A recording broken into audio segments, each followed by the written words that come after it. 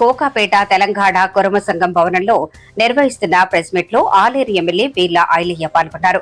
తెలంగాణ కురుమ విద్యార్థి hostel trust నిర్వహణపై social మీడియాలో వస్తున్న ఆరోపణలు నిరాధారమని ఆయన పేర్కొన్నారు. కురుమ సంఘం ఎల్లప్పుడూ విద్యార్థులు కుల బంధువుల సంక్షేమానికి కట్టుబడి ఉందన్నారు. కోకాపేటలోని కురుమ సంఘం భవనాన్ని మరింత అభివృద్ధి చేసి అదనపు ఆదాయం వచ్చేలా కొత్త భవనాల నిర్మాణానికి ప్రణాళికలు రూపొందిస్తున్నామని తెలిపారు. ఆ ఆదాయంతో రాష్ట్రంలోని అన్ని జిల్లాల్లో కురుమ సంఘం భవనాలు ఏర్పాటు చేయాలనే లక్ష్యంతో ముందుకు సాగుతున్నామని చెప్పారు.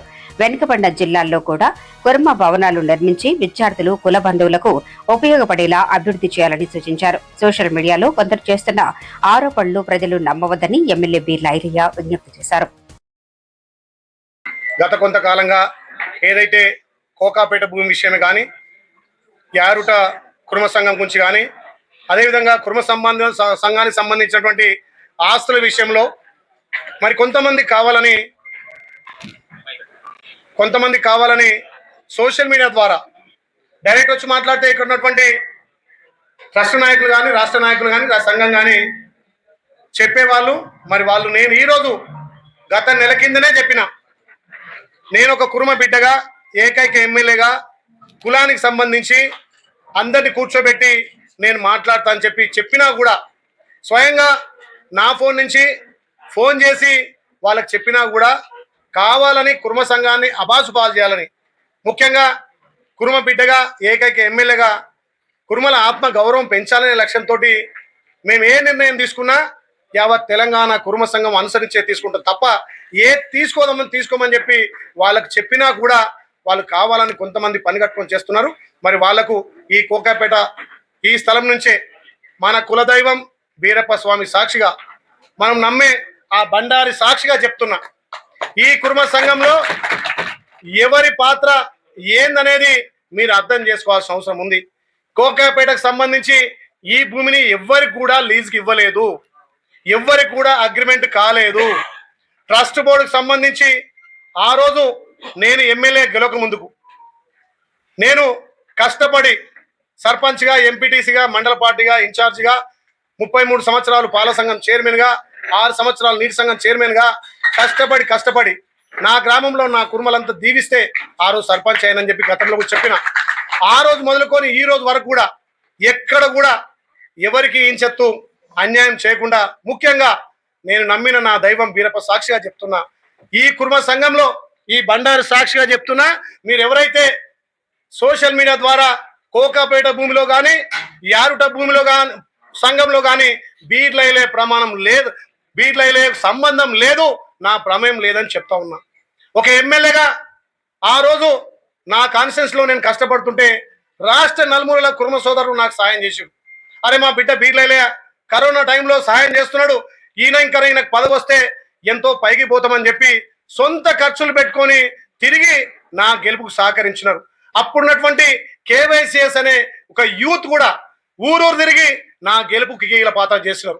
మరి ఆ రోజు ఉన్నటువంటి ఈ కుర్మ సంఘం కానీ ఈ ట్రస్ట్ కానీ మా బిడ్డ నిలబడ్డాడని చెప్పి ఎక్కడ కూడా నేను కుర్మ సంఘం సపోర్టు తీసుకోలేదు. కానీ గ్రామాలలో తెలంగాణ రాష్ట్ర వ్యాప్తంగా అక్కడ సరితా తిరుపతి కానీ ఇక్కడ బీర్లైలో నిలబడ్డారని చెప్పి సబ్బండ వర్గాలు, ముఖ్యంగా కుర్మ సోదరులు ఉప్పల్ నుంచి, ఫిర్యాదుకోట నుంచి, ఎక్కడెక్కడి నుంచో సొంత కార్లు కట్టుకొని మా బిడ్డ గెలవాలని నా గెలుపు కోసం కష్టపడ్డారు. కాబట్టి ఇవాళ నాకు 50,000 మెజార్టీ వచ్చింది. అందులో మీ అందరి కష్టం ఉంది. ఆ రకంగా గెలిచినాక నేను యజ్ఞ మల్లేశం గారు ఆయన చేస్తున్నటువంటి కార్యక్రమాలు చూసి, ఆయన కులానికి చేస్తున్నటువంటి సేవలు, ఆయన పెంచినటువంటి కుల ఆస్తులను చూసి, ఆయన పదవి కోసం కాదు నా కురుమ కులానికి నేను సేవ చేయాలి, అక్కడ గత ప్రభుత్వంలో ఎమ్మెల్సీగా ఉండి ఈ ఆస్తిని సంపాదించిన పదవి 6 నెలలు ఉండగానే కురుమ కులం కోసం ఎమ్మెల్సీ పదవి ఉండగానే కాంగ్రెస్ పార్టీలకు మారి నేను ఆయన సీఎం గారితో ఈ భవనాన్ని ఓపెన్ చేయడం జరిగింది. ఆ రోజు కూడా సీఎం గారి సాక్షిగా ఇక్కడ దీన్ని ఇంజనీరింగ్ కాలేజ్ చేద్దామని చెప్పడం జరిగింది.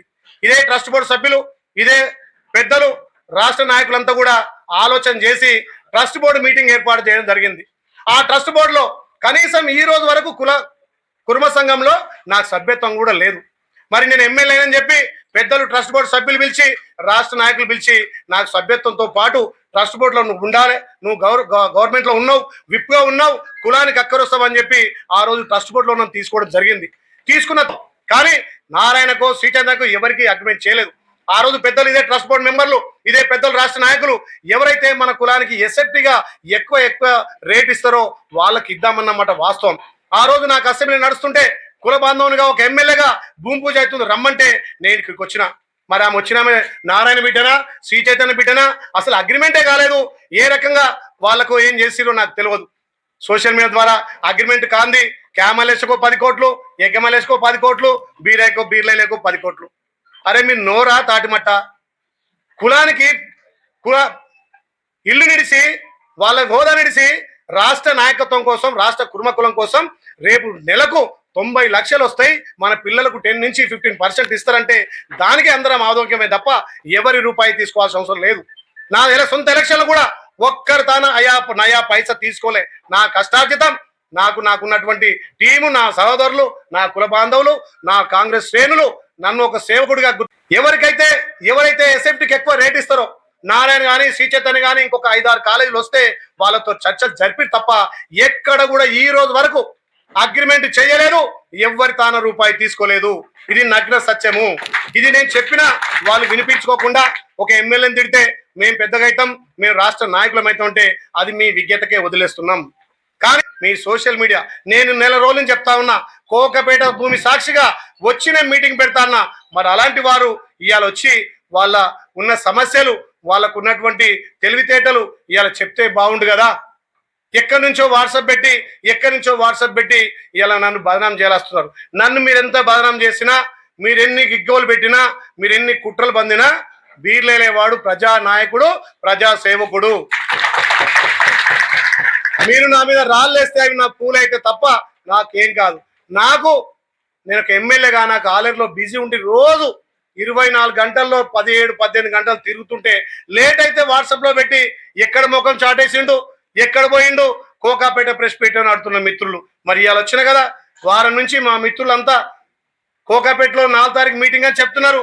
మరి ఎందుకు రాలేదని అడుగుతున్నాం.